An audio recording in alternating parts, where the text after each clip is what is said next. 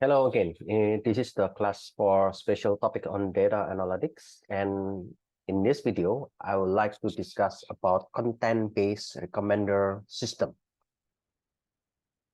So what is content-based recommender system? I would like to describe about the content-based recommendation. What is content?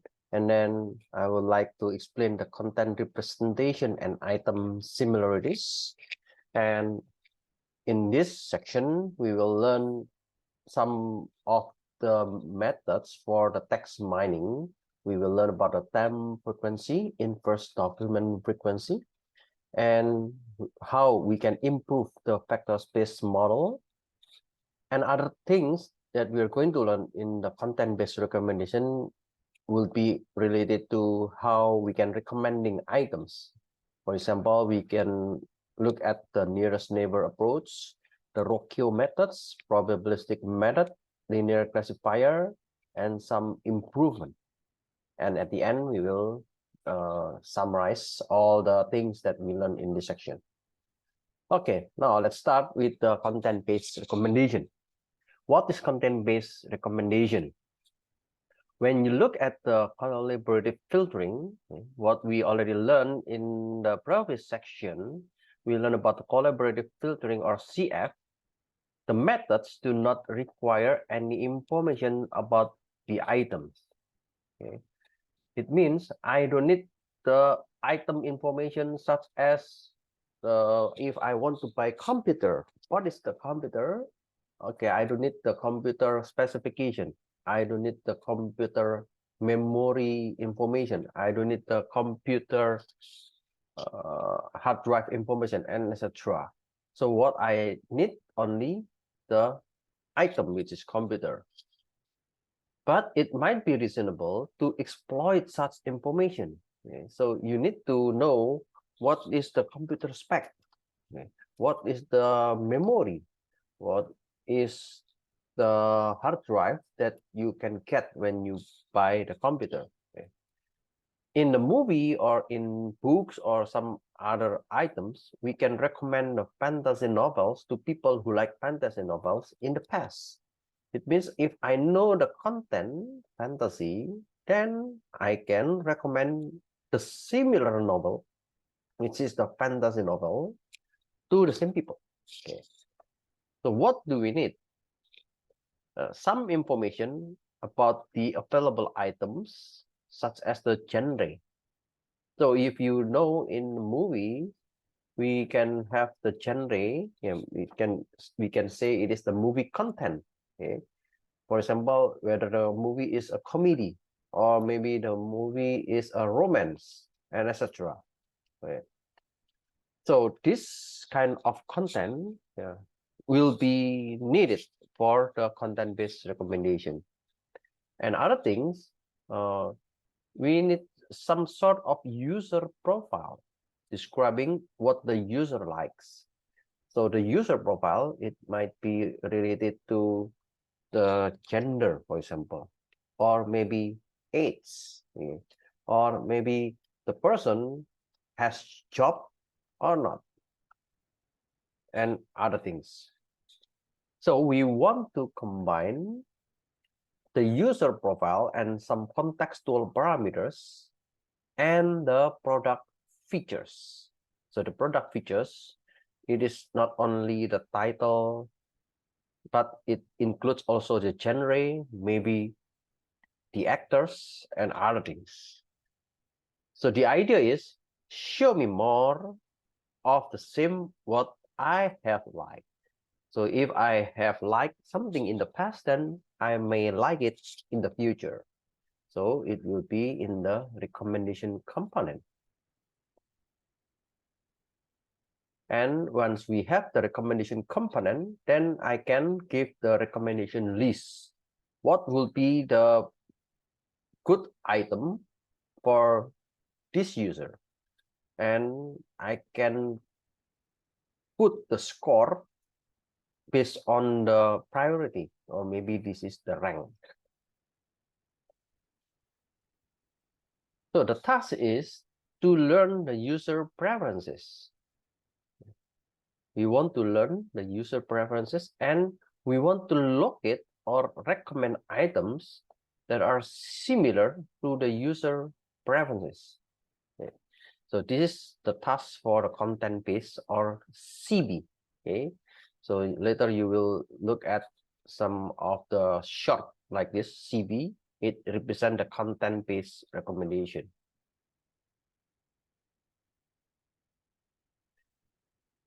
What is content? Now let's look more details on the data. Yeah. So most of the content-based recommendation techniques were applied to recommending text documents. Yeah, this is the most popular approaches. For example, if I want to see the web pages, okay, and in the web pages, I can look at the category. Maybe the category is the sport, okay. But inside the sport, there will be a lot of words, or there will be a lot of text. For example, soccer, or baseball, or basketball, and etc. Okay. In the news group, it's also the same. Okay. The news group messages, there might be a lot of text that we can use. So that refers to content. So content of items can also be represented as text documents. So yeah, content of items can be represented as text documents with textual description of their basic characteristics. And usually this kind of contents, it is a structure. So there will be a structure. For example, each item is described by the same set of attributes. Let's see, this is a kind of book. Okay. So there's a book, The Night of the Gun, and the genre is memoir. So memoir is a kind of a story about some guy, or yeah, a story about one person. The author is David Carr, and it is a paperback, and the price is $29.90. So the keywords are related to the contents of the book. So it is about press and journalism, drug addiction, personal memoirs, New York. Okay, maybe the story of the person that was taken in New York. The other book, like The Lace Raider, the genre is fiction mystery. The author is this guy, and the type is hardcover. The price is $49.9. And keywords, we have the keywords as American contemporary fiction, detective, historical. Okay. So this column, I can say it as the content because it can represent the text. It will give more idea about what is the book. Although we have the genre, we have the author, we have the type, we have the price. Yeah. This text document may give more value information for the recommendation system. Yeah. If we look at the genre, if we look at the author, if we look at the type, if we look at the price, it is more structured. Okay. The structure means we can have it as one column. We can have this one as one column. We have one column, and we have one column. And inside this column, we have one value. We have one value. However, for this genre, we have two values, and it is separated by comma. Then yeah, we can make it another structure. So we can make a new column. Let's say this is the genre 1, we have another genre 2, and so on. However, in the keywords, it is more a little bit unstructured. So the unstructured means free text description. So the text, it can be words or sentences like press and journalism. So it is difficult to make it as a structure. For example, American contemporary fiction. So it is one word. So it is a free text. Okay. So if we deal with the free text, then yeah, it is an unstructured data.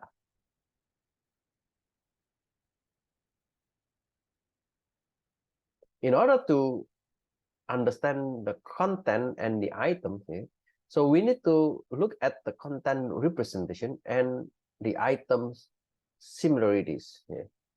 The item, we can have the item like the title, the genre, the author, the type, price, and keywords. So we have this item representation, and we can have the content representation with this kind of keyword, or we can also look at the genre, or maybe we can also look at the book type, whether it is a paperback or hardcover. And we can also do the similarities, as we already learned in the previous section. We can have the item similarities between this book and this book, or we can look at the similarities between this book and this book. And we can figure out the user profile. So whether a user will like this book, okay, and we would like to find out some kind of similar item. For example, okay, Brunia, Perry, okay. The person is also an author of other books. Okay. Then we can have a kind of similarity between the two books because they have the same authors. Or maybe, yeah, this keyword has New York, and this book also has New York. Then may again also look at some similarities between those two. Yeah, the similarities, the item similarities, yeah, we can use some kind of method that we already learned, like person correlation or cosine similarities, okay? Or we can compute the similarity of unseen item with the user profile based on the keyword overlap. Okay, so let's say you want to have this keyword overlap, detective. Okay, this is also a detective book. Okay, this is about murder. Oh, this is also about murder. And this is New York. Okay, this is also about New York. But yeah, the author here has some overlap information. Then maybe the book list reader and this book might be more similar. You can use some kind of approaches like Jaccard similarity or dice coefficient. We already learned those things. And we can use, yeah, this is the dice coefficient that you already learned before. To multiply by how many items that you look at one one book. For example, this is PI is book I, and then we have also another BJ, which is book J, and then we want to divide with the number of keywords in the book I and the number of keywords of book J. I think you already have the slide to explain about this dice coefficient.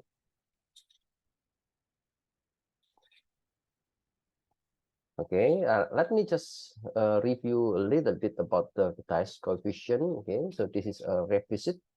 Okay, we have the 2 multiplied by the factor of A, and then we want to find the intersection with the factor of B, and then we want to divide it with a number which is representing the number of factors in A and the numbers of factor in B. Okay. We already learned the dice coefficient. We learned about the cosine coefficient. We learned about the Jaccard coefficient. Sometimes we call it the dice coefficient, Jaccard coefficient, or we can also mention the dice similarity or Jaccard similarity. So let's see if I have like this kind of set. So in this kind of set, you may look at the keywords. We have pandemic, epicenters, global, India, 1. So it is in the document 1. So 5 words only in the document 1, and we have 6 words only in the document 2. Commonly, frequently, occurs, undiagnosed, older, and patient. Meanwhile, we have 2 words that are intersection. Okay, so this is the intersection. It means this word available in document 1 and this word also available in document 2. So we call this is diabetes mellitus. So usually these keywords are attached together. It is a disease. So it is a disease name. Diabetes mellitus. Yeah, it is a kind of disease. Usually it is one word. So if we have this kind of information, then we can measure the dice similarity and the Jaccard similarity. So in this case, I will just use 2 multiply by the number of intersect keywords. So the number of intersect keywords is 2 divided by the number of factors in X. So it means the number of keywords in document 1, which is 7. Why it is 7? Because we have 5 keywords only in document 1 plus 2. Okay, those 2 documents, those 2 words are also in the document 1. So it means 5 plus 2, which is 7. And then what about this 8? So we have the 6 words in the document 2 plus 2. Okay, so 6 plus 2, it is 8. And this one is 5 plus 2, this is 7. Then we can see the dice similarity is 0.26. What about the Jaccard similarity?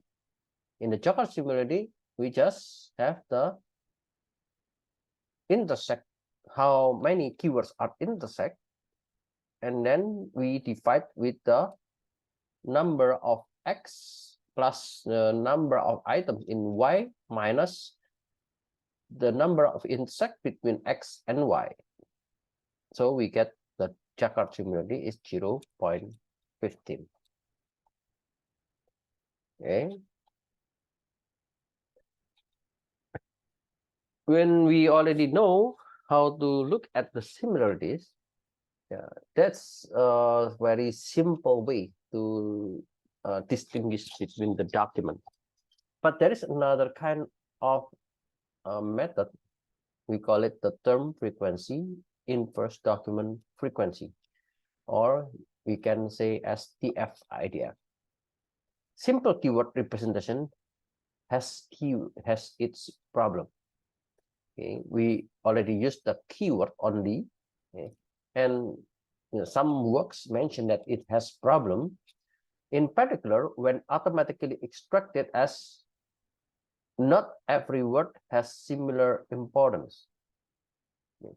Because if we have a lot of keywords, let's say we have the New York, we have murder, and we have detective, okay, and etc. So one word may have more importance than the other word. Okay. Other word may have less importance. So longer documents may have higher chance to have an overlap with the user profile. So if you have a long documents or you have long articles, a longer document, it means you have a long or many words. So there's a higher chance to have an overlap. Okay. Because of this one, we need to find the importance. So the importance will be needed in order to look at the similarities. So there is a standard measure for the TF-IDF. First, we can input the text document into multi-dimensional Euclidean space. We call it, this is weighted term vectors. And then we measure this, how often the terms appears density in document, and assuming that important terms appear more often. Okay, assuming that important terms appear more often. So if the words appear high frequency, then the importance is also high. Okay, so this is the standard measures here. And then normalization has to be done in order to take document length into account, because we will look at this kind of measurement. The IDF aims to reduce the weight of terms that appear in all documents. Okay, so it is different between the TF and the IDF. Now let's look at the example. The TF-IDF, as I mentioned to you, we have two, the TF and the IDF. Given a keyword I and a document J, so we call TF-IJ, it refers to the term frequency of keyword I in document J. Term frequency, so it means the frequency, how many. Okay. We can just say how many term or keyword I in document J. Okay. So we have IDF. IDF means inverse document frequency, and we can calculate by log function. So n represent the number of all recommendable documents. So it refers to the total documents, and ni means the number of documents of n in which keyword I appears. After we have the TF, after we have IDF, so we have the TF-IDF. It is about the multiplication. So we will multiply the TF-IJ with the IDF-I. So we have the TF-IDF of I and J. I means the keyword and J is the document. The term frequency, you can look at this table. Let's say in this table, we have this is the book. Okay. This is also a book. Okay. And this is the keyword. The keyword that I want to look at. So in the book of Antony and Cleopatra, there is an actor named Antony, and it appears 157. In the Julius Caesar, okay, there is a keyword Antony, and it appears 73. In the book or in this item, the Tempest, we have the keyword Antony, and the frequency is 0. Okay, it means no Antony in this literature or in this document, and so on. So this number represents the term frequency. Okay, and this will be in the natural number or integer.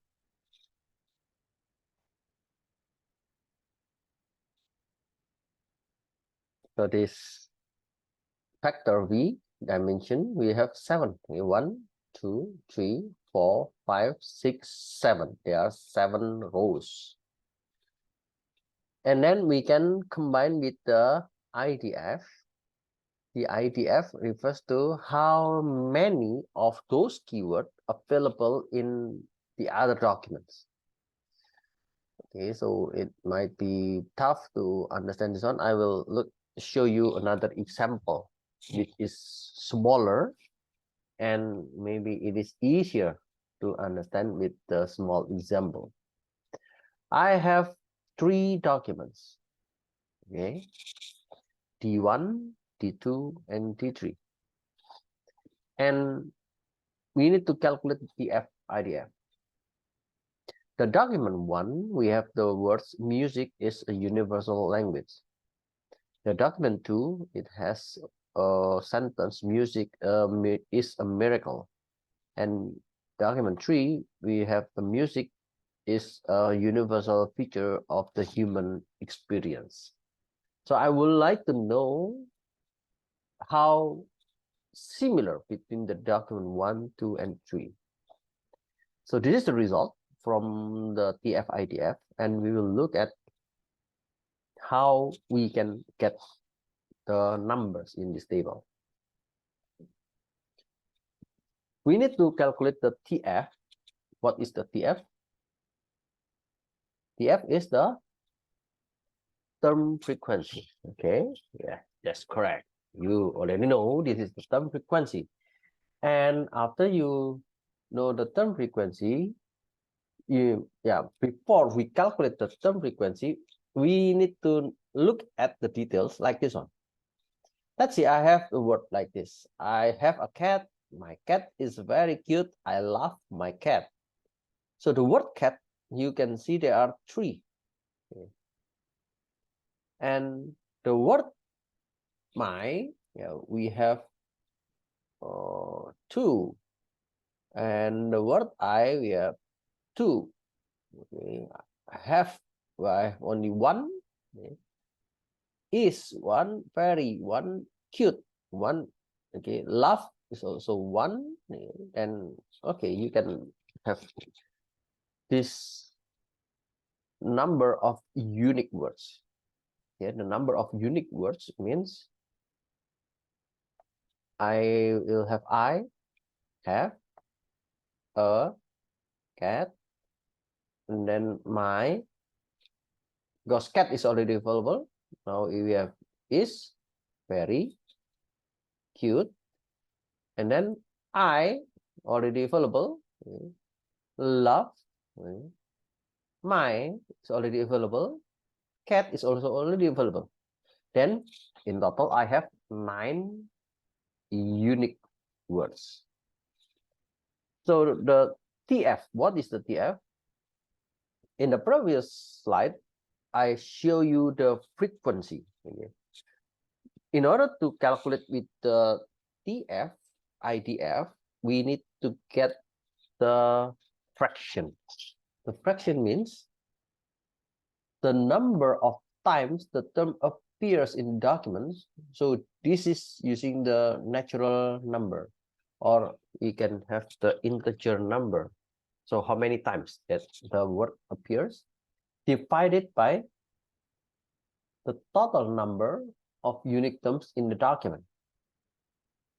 So I have the cat. How many cats? I have 3. And then I know that the unique words in this document, we have 9. So the TF of the term cat is 3 divided by 9, which is 0.3333. Okay. Now let's look at the example on our documents. We have D1, D2, and D3. For this one, I can check the word, which is music, is a universal language miracle of the feature, experience, and human. And we can measure. For the document 1, we have 1, 2, 3, 4, 5. Okay, we have 5 unique documents. Okay, sorry, 5 unique words. Okay, we have 5 unique words. Then for every word, we have only one.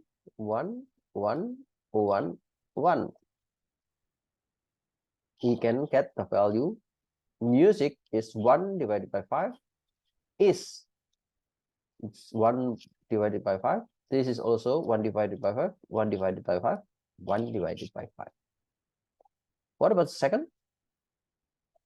Music is a miracle. So we have 4 unique words. Then the music is 0.25, which is 1 divided by 4. Okay. Is also 1 divided by 4, and so on. What about the document 3? Okay, we have 1, 2, 3, 4, 5, 6, 7, 8, 9. Okay, we have 9 unique words. So yeah, you can get these values. You can see. Sorry, maybe I will just use this to show you a better representation about the IDF. Okay, what is IDF? Yeah. Let's say now I have another example. I make it more documents, so it is easy for you to understand the IDF. We have document 1, we have document 2, we have document 3, we have document 4, we have document 5. So you know how to calculate the TF. This is the term frequency. The regular exercise is key to improving overall business level, and so on.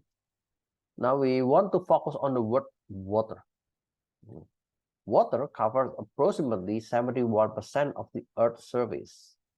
Drinking water helps keep our body hydrated and healthy. Physical activity boosts energy levels and enhances overall fitnesses. Water is essential for sustaining all forms of life. So I would like to know how about the term water. To calculate the IDF, what is IDF? Okay, the IDF is the inverse document frequency. The inverse document frequency, based on the definition, we want to know how many words are available in the respective documents in the dataset. So it means I would like to calculate the IDF water, and then I will use the log function, the total number of documents. So if I have 5 documents, 1, 2, 3, 4, 5. So I will just put the 5, and we will divide with the number of documents containing the term water. So in this case, I know that document 2, document 3, and document 5, it contains water. So among 5 documents, only 3 documents have the keyword water. So the function will be log 5 divided by 3. This is the value, like 0.176. Okay.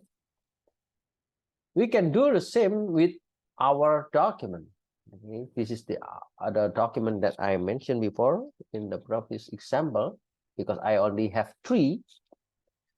It's not easy to represent with this kind of IDF. That's why I make another example like this.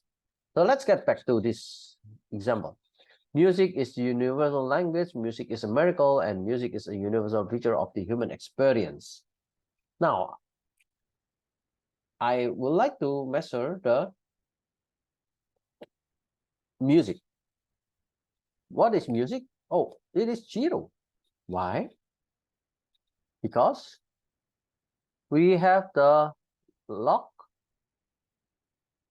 There are 3 documents, okay?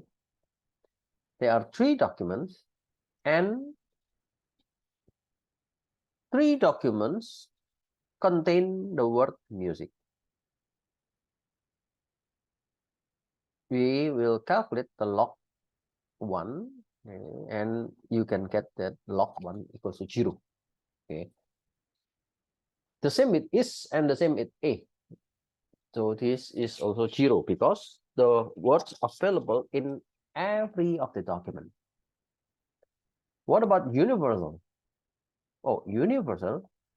From 3 documents, we only see in 2 documents. So universal only in 2 documents. So yeah, the numbers will be about 0.176 something. And language, oh, sorry, maybe this is the typo. Okay. So language, we have log. We have only 1. Okay. Then among 3 documents, there is only 1. So you will see this is the value, and so on. You can measure with the same idea as what we already look at the example. Then after we have the TF, okay, so this is the TF for every keyword in every document. We have the IDF, okay, and what happened next is we just multiply TF1 multiplied by IDF, and we will get this one. 0.2 multiplied by 0 is 0. 0.25 multiplied by 0 is 0.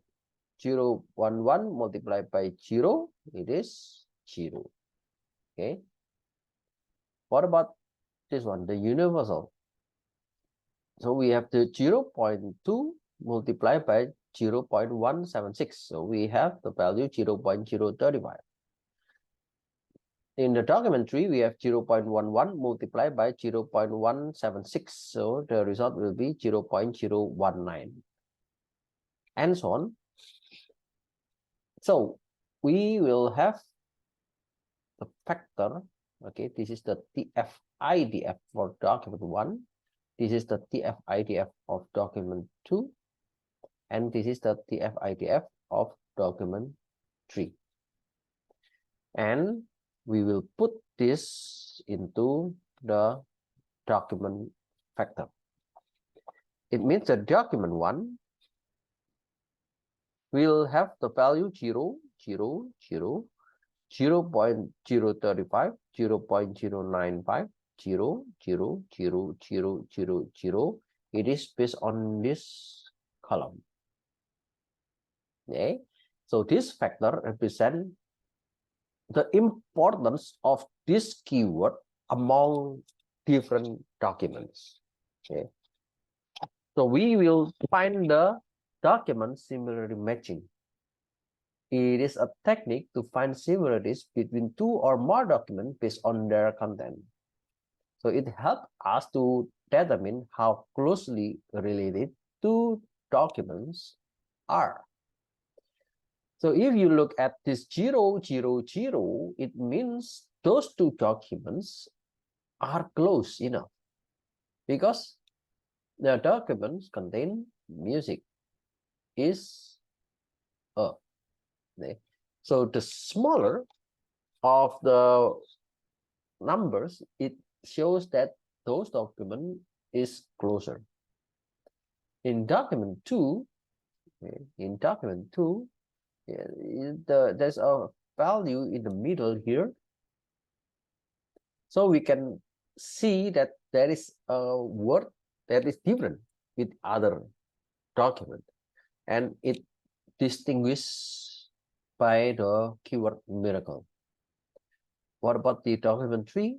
So the keywords, okay, the keywords of the feature experience human, it distinguishes with the other document. So if you look at the details, those 3 keywords are the words are the words that available in other documents. So the documents will be similar. Okay.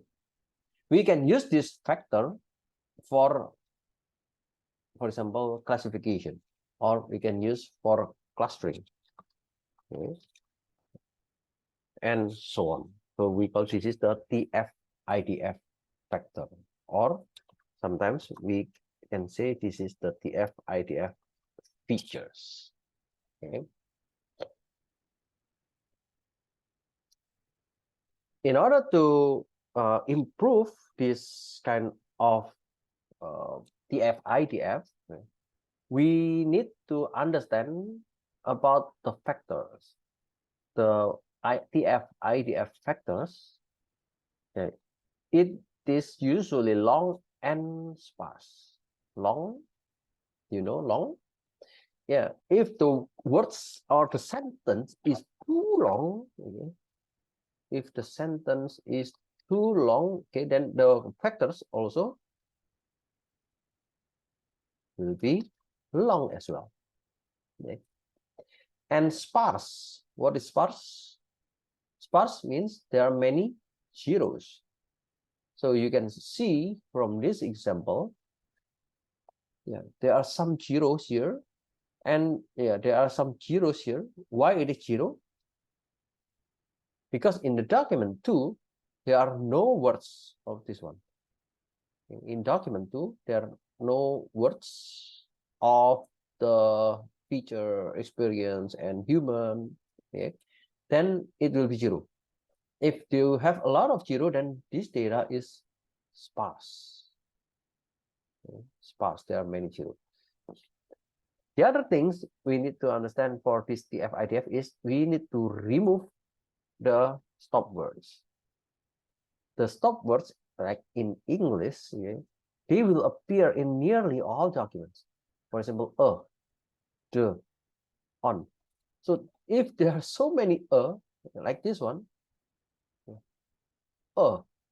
every document will have then it will make this as noise. Is, maybe there will be a lot of is as well. Of, the. So this keyword or this stop words may give noise to the features. And we need to use stemming. Why? Because in the English word, so there are many variations. The stemming aims to replace the variants of words by their common stem. So stem means the basic word. For example, when the original word is go.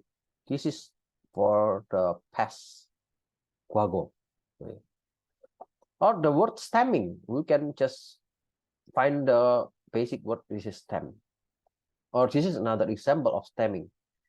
Consult, the basic word is consult. Consultant is consult. Consulting, this is also from consult. Consultative, so it is also from consult. Consultants, it is from consult, and yeah, this is same, consulting. Okay. So if we can just look at this keyword consult, it will be better to improve the factor space model. So we don't need to have a lot of keywords like this one. Instead of including all those keywords, we just have only one keyword.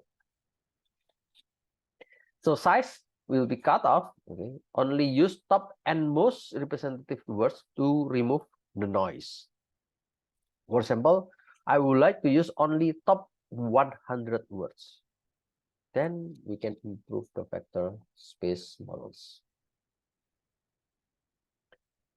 And we can use some lexical knowledge. What is lexical knowledge? Yeah, lexical knowledge means we need to elaborate with methods for feature selection. Remove words that are not relevant in the domains. For example, this one.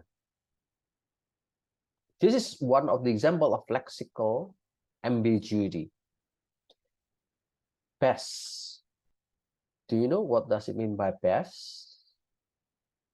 Yeah, sometimes we call it bass for the fish, okay, but we can call bass if it is guitar. But there, it is the same keyword.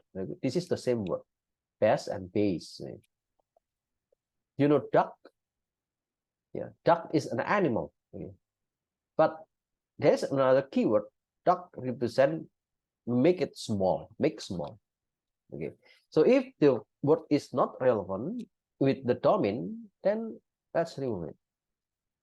For example, we are still talking about music, but we know that this bass is about a guitar. Maybe it represent good enough. But if we are dealing with the sport, okay, yeah, I'm not sure if it is sport. Can we use bass? Okay, maybe if it's about fishing, okay, maybe there's a keyword about bass. But if it is about soccer, maybe the word bass is not important. Okay. The other things, yeah, we can look at this kind of factors, detection of phrases as terms. Sometimes text can have more than single words. Yeah, more descriptive for a text than single words. For example, United Nations. You cannot use only United. No meaning. And then, for example, you want to split United and Nations. It's difficult. So you need to put it as the same terms. Okay. European Union. Okay. You cannot say European and Union, okay, because it will have different meaning. So you can make it as one term. Yeah. Then it will improve the vector space model. And other things, the limitation is about the semantic. Okay. When you want to learn about the semantic, yeah, for example, yeah, this one is how can we use the word in the negative context? There is nothing on the menu that a vegetarian would like. What does it mean by this vegetarian? The word vegetarian will receive higher weight than desire. Okay.